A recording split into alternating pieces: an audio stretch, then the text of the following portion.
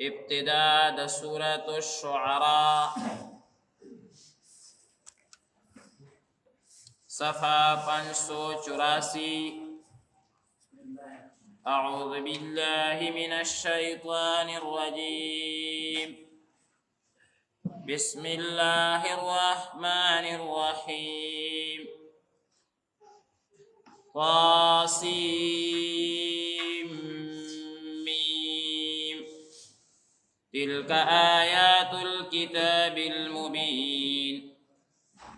لعلك باخع نفسك ألا يكونوا مؤمنين.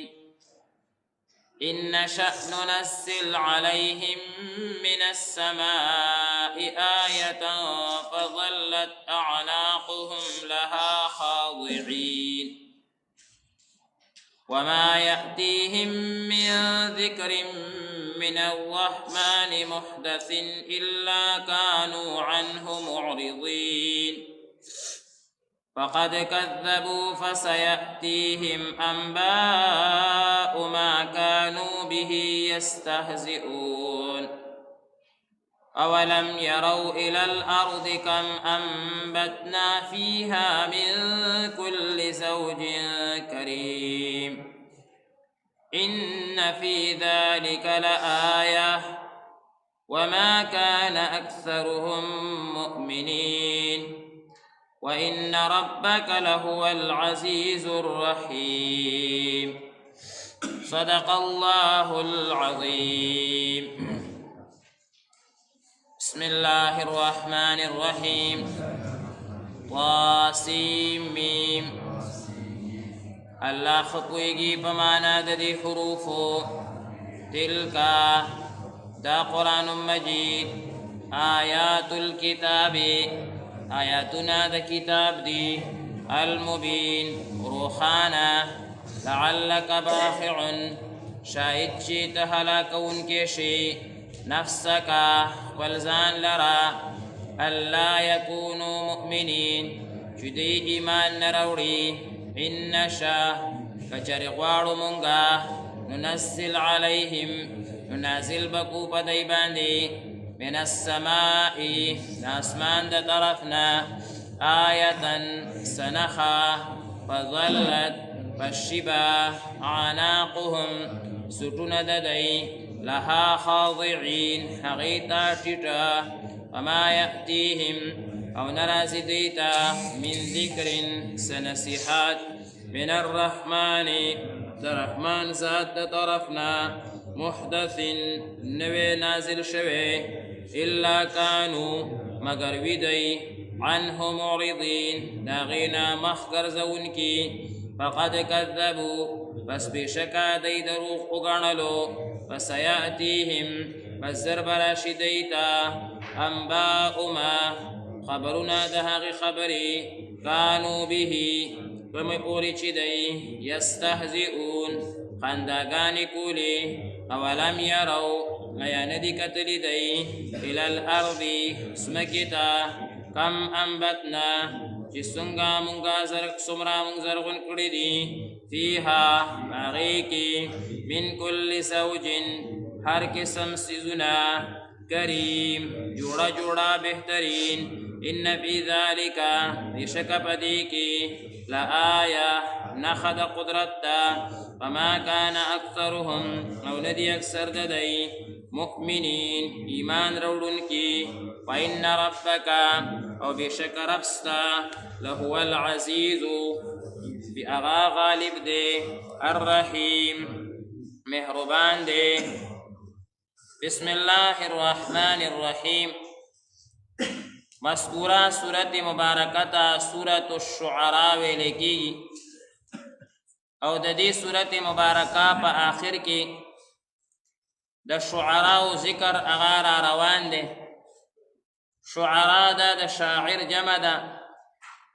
کم حضرات چې مقفا کلامونه وي په طرز کې اشعار جوړی نو اغیتا ایتا شعراء ویلکی. مخکینی صورت په آخر کې الله تبارک و تعالی اغا حضرات ذکر کا چې د هغوی نوم الله تعالی په خپله باندې کېښودو چې هغه عباد الرحمن دي. الله تعالی وی هغه د رحمان بندګان دي. د دې صورت نوم سورة الشعراء.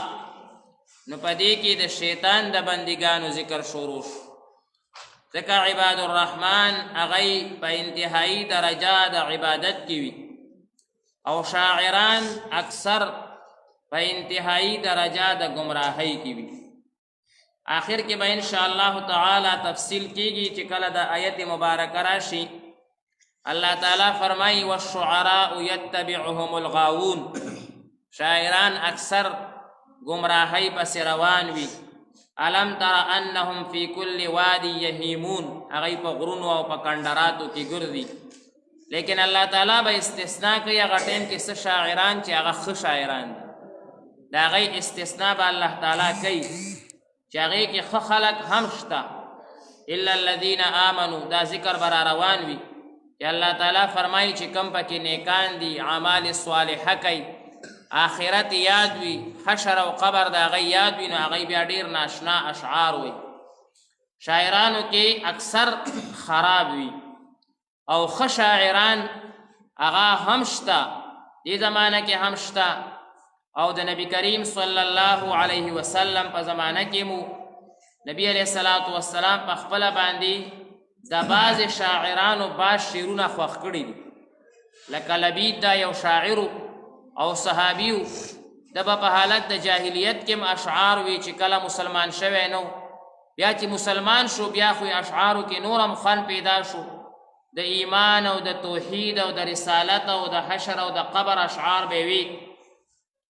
نبی علیہ الصلاة والسلام به فرمایل د اشعار ما ته ډېر خوند راکوي. الا کل شیء ما خلا الله باطل وکل نعیم لا محالة زائل، د اشعار دي.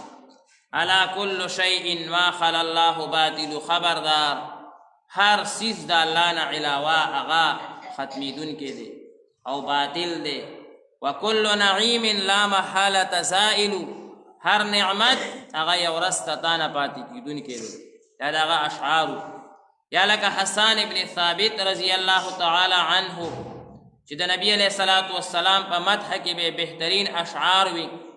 حضرت عائشې صدیقې رضی الله تعالی عنها په خپله باندې هم اشعار ویلی دي د نبی علیه الصلاة والسلام په مدح کې، تر دې چې د حضور صلی الله علیه وسلم لور مبارکه حضرت فاطمه رضی الله تعالی عنها غیم اشعار ویلی دي د نبی علیه الصلاة والسلام په مدح کې. کله چې نبی کریم صلی الله علیه وسلم خاورو ته وسپارلی شو، نو هغې دا اشعار ویلي: صبت علی مصائب لو انها صبت علی الایام سرنا لیالیا. په ما باندې وایي دا غمونه داسې را پرېوته او داسې مصیبتونه را باندې راله که په رس باندې راشي د رس نه به شپه جوړه شي، دومره سخت تکلیف دی ماته. حضرت فاطمې رضی الله تعالی عنها اشعار ویلي دي. او داسې د اردو، د فارسی، د پښتو بهترین شعرا هغه پاتې شوي، نو دی وجه نه الله تبارک وتعالی به استثناء کوي. لکه د اردو بهترین شاعر علامه اقبال پاتې شوی چې د هغه په اشعارو باندې هر څوک پوهېږي هم نه، بیا به شرحه پکار وي. عزیز الحسن مجذوب صاحب دا یو ناشنا شاعرو، هر شعر کې به باقاعده د الله تعالی توحید، د آخرت فکر، د آخرت سوچ، کر لو جو کرنا ہے آخر موت ہے، بر لو جو برنا ہے آخر موت ہے، داسې اشعار چې هغه انسان ته آخرت را یاد کړي. رحمان بابا اشعار په پښتو کې زمونږ استادان فرمایي چې افسوس دا دی چې دا بعضې کتابونه د شعراو دا په درس نظامی کې داخلول پکارو چې مدرسو سکولونو کې پړاوېدی او باقاعده طالبانو او سټوډنټانو د دین عبرت حاصلولی. افسوس دا هغه د ډمانو لاسته تللی دي. دیوان د عبدالرحمن بابا، الله اکبر، داسې کتاب یې لیکلی دی که انسان قسم په خدای یو ځل مطالعه کړي او د زړه په غوږ ورته باقاعده غوږ کېږدي او سوچ پې وکړي، بلکل د دنیا نه به تعلق کټ شي، دنیا نه به تعلق هغه کټ شي. داسې ناشنا کتاب د رحمان بابا کتاب دی چې انسان حیران پاتې شي. حضرت شیخ صاحب